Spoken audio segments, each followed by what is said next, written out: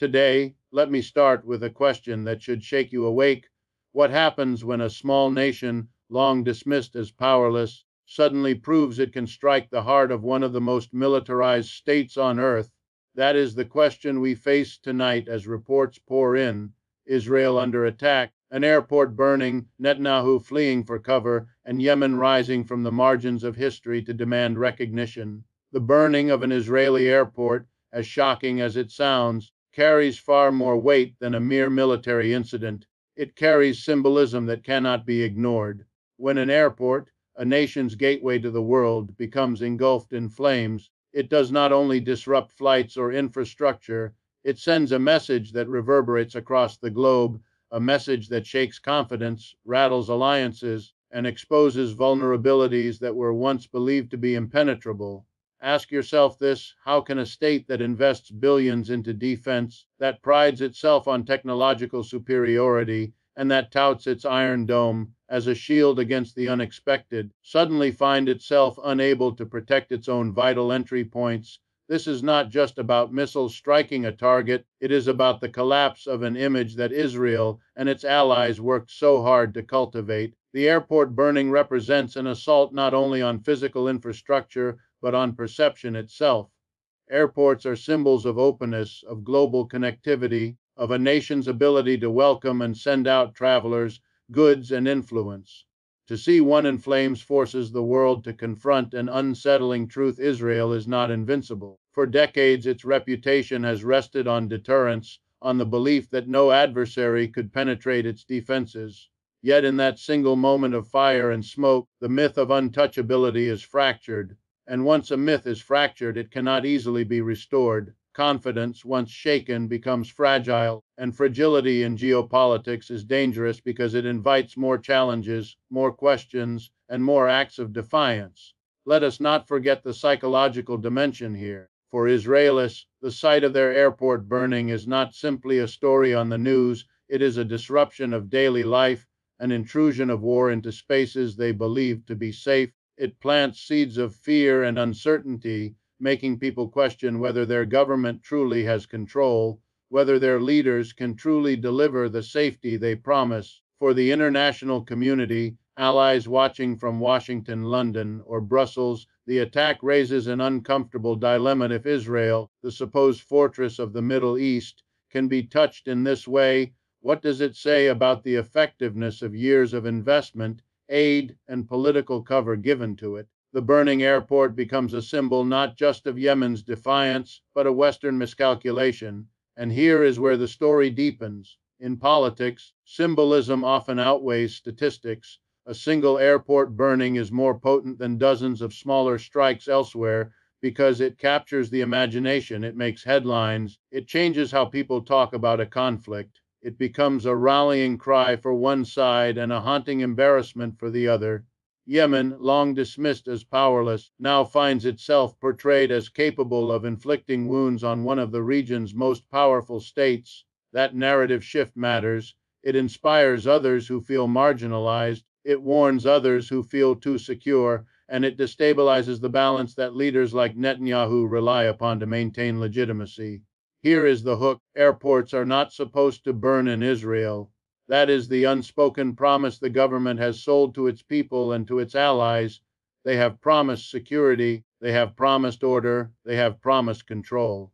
And when that promise is broken in such a dramatic and public fashion, the consequences go far beyond the flames. The image of smoke rising from Israel's gateway to the world will not fade quickly. It will be replayed, analyzed, and remembered as a moment when the curtain was pulled back, when weakness was exposed.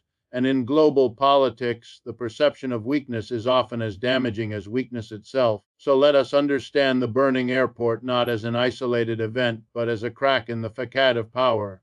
Once cracks appear, they widen. Once fire burns, it leaves scars. And once the myth of invulnerability is shattered, it is almost impossible to piece it back together again. This is why the event resonates so deeply. It is not about the airport alone, it is about what the airport represents. It is about the realization that Israel's shield is not absolute, that power has limits, and that those who are supposed to remain voiceless can set the stage ablaze. The image of Benjamin Netanyahu fleeing for safety in the face of an attack is not simply a personal act of survival, it is a political earthquake. Leadership, particularly in times of crisis, is built on perception as much as action. A leader's strength, confidence, and control are meant to reassure a nation that no matter the storm, someone steady is at the helm. When that image is interrupted by reports of retreat, of seeking refuge rather than commanding the situation, the consequences ripple far beyond the immediate moment. Ask yourself this: what happens when the figure who has long presented himself as the guarantor of security is suddenly seen as vulnerable, even fearful? That is where Netanyahu's challenge truly begins. For years, Netanyahu has positioned himself as the protector of Israel, the man who would stand firm against Iran, Hezbollah, Hamas, and now even Yemen. His political survival has often depended on convincing the Israeli public that only he can deliver stability and defense in a region fraught with threats. But perception is fragile, and in politics, perception often outweighs facts. The moment a leader appears to lose control, even temporarily, his entire narrative begins to unravel. Images of him fleeing, real or symbolic, strike at the core of his political identity. They raise questions not only about his leadership, but about the broader system of defense he has championed for decades. Inside Israel, this creates a psychological crack among the public. Citizens who may have tolerated corruption scandals, policy failures, or social unrest often remain loyal to a leader as long as he can guarantee safety. The trade-off has always been endure the politics because the leader provides protection. But if that protection seems compromised, if the leader himself cannot embody security in the face of crisis, then the legitimacy of his rule begins to collapse. The burning airport was one blow to Israel's image. Netanyahu's flight compounds it by suggesting that even its leadership cannot withstand the pressure. That combination is more dangerous than the missiles themselves. Internationally, Netanyahu's retreat also raises uncomfortable questions. Washington, Tel Aviv's closest ally, depends on Israel being portrayed as a stronghold of stability in the Middle East. Western leaders have long sold Israel as the secure partner in an unstable region, the fortress that can project strength on behalf of the West.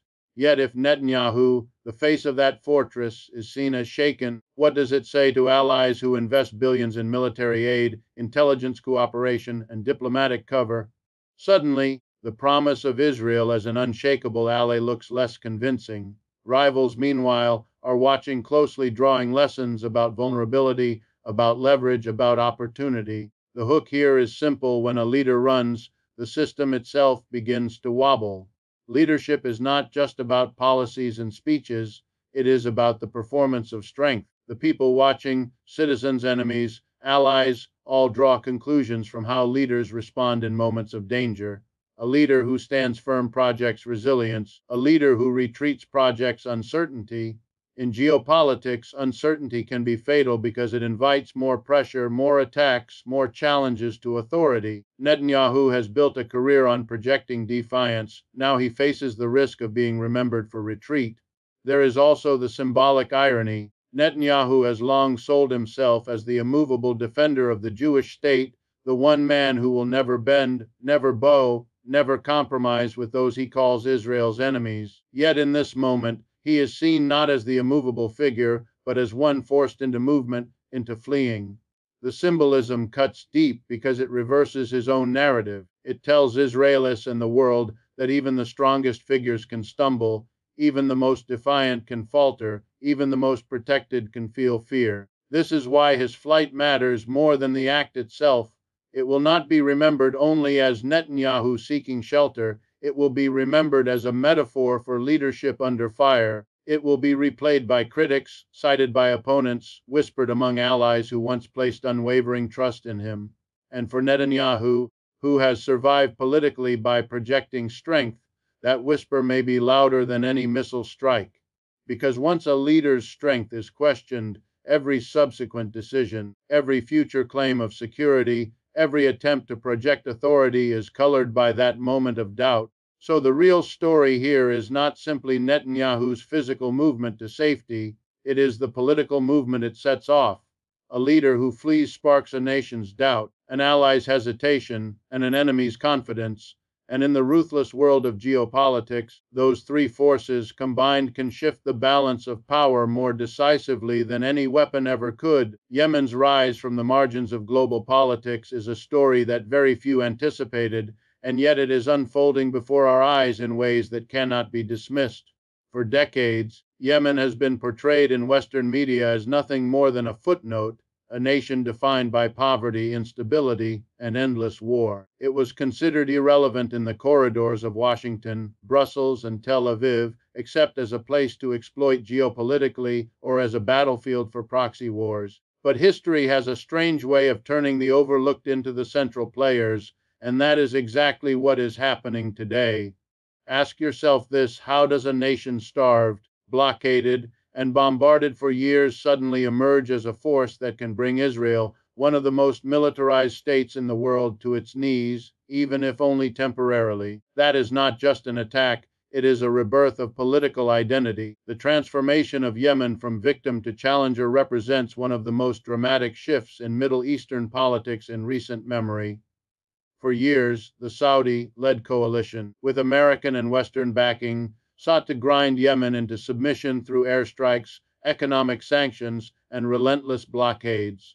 The narrative was clear: Yemen would be kept weak, dependent, and voiceless. Yet the very tools meant to suppress Yemen have instead forged resilience. This is a pattern history has shown us again and again. When a people are stripped of everything, they find power in the one resource that cannot be taken from them: resolve. What the world is witnessing now is not just missiles and drones. It is the political awakening of a nation that was written off as irrelevant. What makes this rise so significant is the imbalance of power at play. Yemen does not have the wealth of Saudi Arabia, the technology of Israel, or the global influence of Iran. And yet, in striking Israel, Yemen has captured the world's attention in a way that no diplomatic negotiation ever could. The burning of an airport, the image of Netanyahu fleeing, these are not just battlefield victories for Yemen, they are moments of visibility.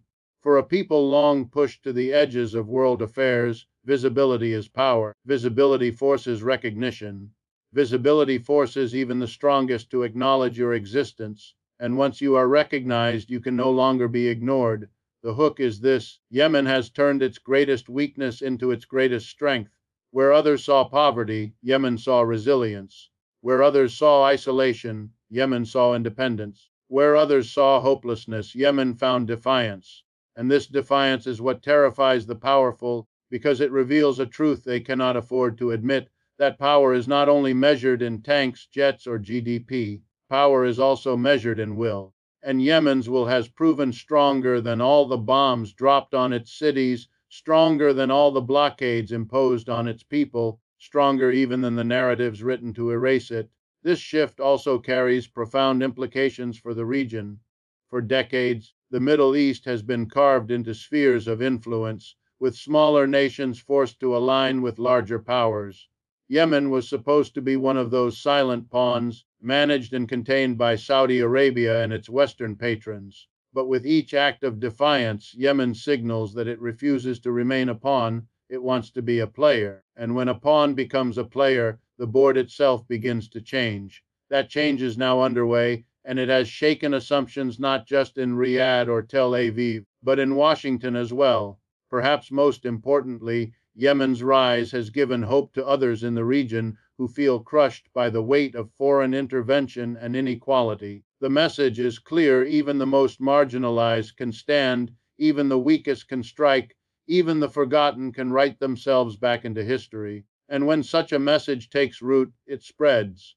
It inspires movements, it emboldens resistance, and it forces empires to reconsider the arrogance with which they once ruled. So when we talk about Yemen today, we are not talking about the same Yemen of yesterday.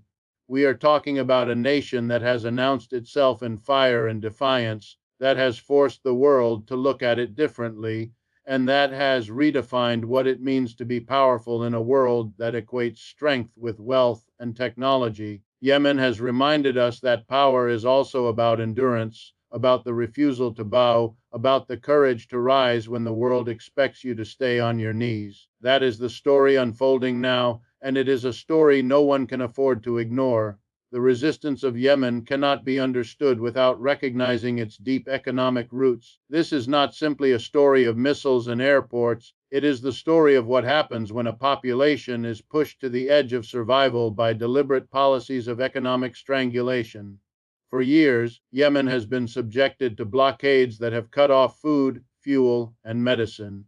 Its infrastructure has been shattered, its economy dismantled, its people starved into desperation. Western media often frames Yemen only as a humanitarian crisis, a place where famine and disease run rampant. But what is often left out of that narrative is the political economy of the crisis, how economic oppression becomes the soil from which armed resistance grows. Ask yourself, how long can a people endure hunger, poverty, and humiliation before they decide they have nothing left to lose? That question is no longer hypothetical in Yemen. It has been answered in the form of defiance that is shaking even the most fortified of states. The blockade of Yemen was not an accident of war, it was a calculated strategy. By choking off the country's access to essential goods, the Saudi-led coalition, supported by powerful Western allies, hoped to break the will of the Yemeni people. They believed that economic deprivation would force surrender, that starvation would quiet resistance, that desperation would lead to submission. But history teaches us again and again that when economic oppression reaches unbearable levels, it produces the opposite result. It breeds anger, it fuels determination, it convinces people that survival itself requires resistance. What is unfolding now in Yemen is the living proof of that truth. The missiles that reached Israel carry not just military significance, but the weight of years of hunger, displacement, and deprivation. They are as much economic missiles as they are military ones. And here lies the powerful hook. Weapons are built in factories, but resistance is forged in suffering. You can bomb a nation's cities, you can starve its children, you can close its ports, but you cannot extinguish the will of a people who know that surrender means extinction. That is why Yemen, instead of collapsing under economic pressure, has risen with a force that now commands global attention. The very policies designed to erase Yemen's resistance have instead intensified it. Every closed port, every empty stomach, every powerless hospital became another reason to fight, another justification for defiance, another spark in a fire that now reaches beyond its borders. Economics, after all, is about power, who has it and who doesn't. For decades, Yemen has been on the receiving end of power wielded against it. It was exploited, dismissed, and punished for refusing to conform. But what those in power failed to see was that by making Yemen suffer so profoundly, they created the conditions for Yemen to redefine what power looks like. Power, in Yemen's case, was not the accumulation of wealth or the possession of vast armies. It was the sheer resilience of its people. It was the ability to turn deprivation into determination, scarcity into strength, and loss into leverage. This is a lesson the world is being forced to learn in real time. The economic roots of Yemen's resistance also serve as a warning to other nations. Economic warfare, whether through sanctions, blockades, or exploitation, is often used as a weapon by the powerful to control the weak. But Yemen demonstrates that this weapon has limits. Push people far enough, and you do not destroy their capacity to resist, you ignite it. And when that resistance explodes into the global arena, as it has now with the strikes against Israel, it alters political realities in ways the architects of economic oppression never anticipated. What makes Yemen's defiance so compelling is that it carries a moral weight as well. When a nation fights not for expansion, not for conquest, but for survival against economic strangulation, its resistance resonates. It reminds the world that even in the most desperate conditions, dignity can still drive action. That is why Yemen's actions, while controversial, cannot be dismissed as mere aggression. They are the inevitable outcome of a people forced into a corner, a people for whom resistance became the only path left to preserve identity, sovereignty, and survival itself. So when we see Yemen striking at Israel, we must understand it not only as a military act, but as the culmination of years of economic warfare imposed upon them. The burning airport is as much a product of blockaded ports in Yemen as it is of weapons in their hands. It is a lesson that economic injustice does not remain contained within borders. It eventually erupts, it spills over, it reshapes political landscapes far beyond the immediate battlefield. And it leaves us with a sobering truth: you cannot starve a people into silence forever. The attack on Israel and the response from Yemen must be seen in the broader context of shifting power dynamics across the Middle East. For decades, the region has been shaped by a hierarchy imposed from outside: Washington at the center, Israel as the military stronghold, Saudi Arabia as the financial pillar, and smaller nations forced into roles of dependency or silence. This hierarchy has been sold to the world as permanent, as though the balance of power was fixed and unchangeable. But history is never static, and what we are witnessing now is the unraveling of that illusion. When Yemen, long dismissed as too weak to matter, is able to pierce the very heart of Israel's security, it sends a signal that the old balance is no longer secure. It is not simply a missile strike, it is a warning shot to an entire system of power. What makes this shift so important is that it reveals a vulnerability in what was thought to be untouchable. Israel, long backed by the United States as the fortress of Western interests in the region, is supposed to project dominance and stability. The Iron Dome, the vast intelligence networks, the billions in aid, all of these were meant to guarantee that Israel stood above its neighbors in terms of military power. Yet if Yemen, under siege and deprived for years, can strike effectively, what does that say to other actors in the region who have far more resources, far more capability, and far more to gain from testing Israel's defenses? The question practically asks itself: if Yemen can do this, who else might follow? That is the hook that keeps strategists awake at night, because it shifts the psychology of deterrence. The Middle East has always been a chessboard of power, but the pieces are moving in ways that those in Washington and Tel Aviv did not anticipate. Iran, Turkey, Qatar, Hezbollah, all of these players are watching carefully, and all are drawing lessons from Israel's shaken image. Even nations not directly aligned with Yemen will see the symbolic meaning. The myth of invulnerability has been cracked, and once a crack appears, it becomes an invitation for others to test how deep it runs. This is how empires unravel, not through one decisive defeat, but through the accumulation of small challenges that grow larger over time. And it is not only regional players who are recalculating. Global powers like Russia and China will see in this moment an opportunity to expand their influence by presenting themselves as alternatives to the Western dominated order. If US-backed allies like Israel can be shaken, then the promise of American protection looks less convincing. That in turn gives room for others to maneuver, to offer support, to build alliances, and to chip away at the foundations of Western dominance in the region. What looks like a single burning airport is, in reality, a tremor that could lead to a geopolitical earthquake. The real shift here is psychological. For decades, the narrative has been that Israel holds overwhelming dominance, that its neighbors can do little more than protest. But narratives are fragile things, and when they break suddenly. The people of the region now have a new story to tell: that even the strongest can be touched, even the fortress can be breached, even the protector can be made vulnerable. That new story is dangerous to those in power because it spreads faster than any weapon. It inspires resistance, it fuels defiance, and it undermines the very deterrence that Israel and its allies depend on to maintain order. The hook lies in this realization: power in the Middle East is no longer flowing in one direction. The smaller states, the movements that were once treated as nuisances rather than threats, are reshaping the balance. This does not mean that Israel or its allies are suddenly weak, but it does mean that their dominance is no longer unquestionable. And in politics, the difference between unquestioned dominance and contested dominance is everything. Once doubt enters the equation, it multiplies. Once fear is felt on one side, courage grows on the other. That is the dynamic unfolding now, and it is why the attack resonates far beyond the immediate battlefield. So the strike on Israel is not an isolated act of aggression. It is a marker of transition. It is the moment when the narrative of the region begins to shift, when the old balance of power starts to loosen, and when new possibilities open for those who refuse to remain silent.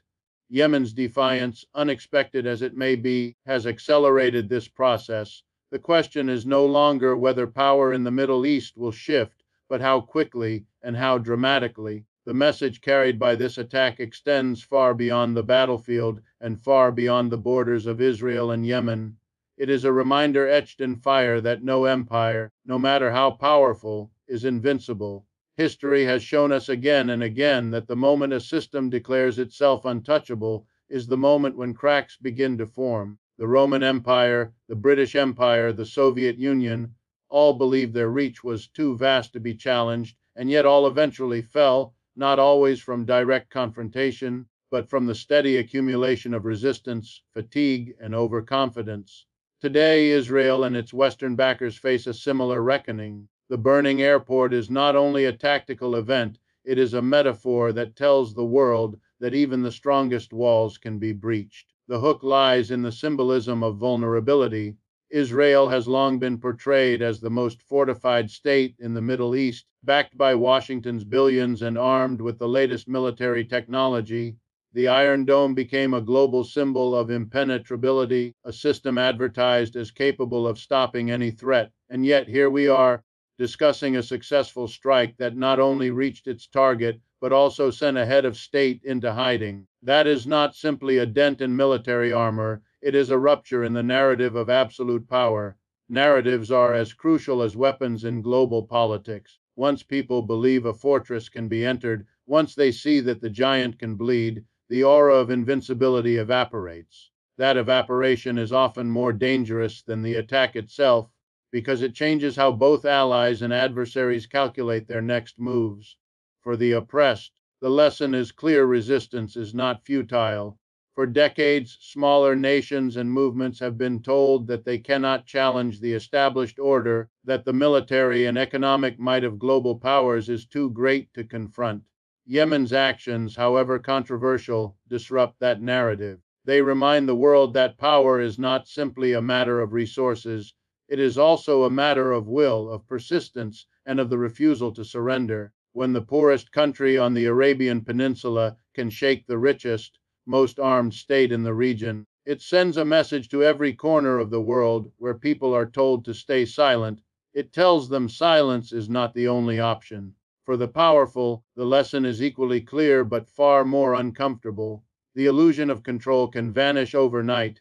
Decades of investment in military superiority, in intelligence networks, in global alliances can be undermined by a single act of defiance. That is the true danger of what we are witnessing. Not the flames of the airport itself, but the flames of doubt now burning in the minds of those who once believed their dominance was secure. Empires survive not only through force but through the perception of inevitability. When that inevitability is questioned, the cracks widen quickly, and we cannot ignore the global audience watching all of this unfold. Nations in Africa, Asia, and Latin America, many of them burdened by sanctions or foreign intervention, are drawing lessons from this moment. They see that even the most powerful states can be humbled, that even the most advanced systems can fail, that even the most secure leaders can be made vulnerable. This realization has the potential to reshape international relations in ways Washington and Tel Aviv are unprepared for. It makes alliances more fragile, deterrence less effective, and resistance more appealing. This is why the strike is so important. It is not the material damage alone that matters, it is the psychological shift it produces. The airport may be rebuilt, Netanyahu may return to the stage with words of defiance, but the image of weakness cannot be erased so easily. And once weakness is seen, it is remembered, repeated, and used. Rivals will remember it when planning their next moves. Allies will remember it when deciding how much trust to place in Israel's strength. And the oppressed will remember it as proof that giants can fall. So when we say no empire is invincible, it is not just a slogan. It is a warning that the cycle of history continues. The attack on Israel is a small moment in a larger story, a story in which the balance of power constantly shifts, where dominance is temporary, and where resistance has a way of outlasting oppression. The world is watching because this event is more than news. It is a lesson, one that both the mighty and the powerless will not soon forget.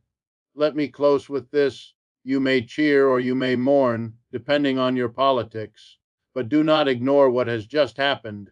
A people who were supposed to remain invisible have become visible. A leader who proclaimed strength has been seen running, and a system that claims stability is trembling.